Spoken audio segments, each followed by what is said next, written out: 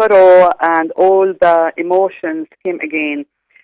But mostly I will tell you it's an emotion of anger. I'm so angry and so devastated, so sad that, it's the coward weapon. When you don't kill a person like Yasser Arafat in the battlefield and you kill him by a coward arm, which is, just a drop of chemical substance, this is the most coward action, that you can do in the world. So it's so sad.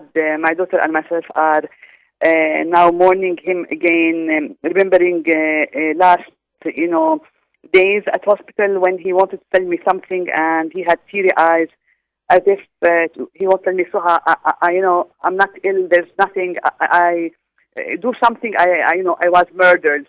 It's so sad. It's so awkward act. It's really terrible for us as a family. We can never know what would happen. It's a very dirty, secret war. We don't know how many people they would say they were sick and they were killed by such substance. I'm not accusing anybody. I'm still waiting for the French jurisdiction to announce the results so that we can go further, maybe to ICC or to international court. What will be your next move now? Waiting for the French judiciary and waiting for what the lawyers would tell me to do and to do with me and my daughter.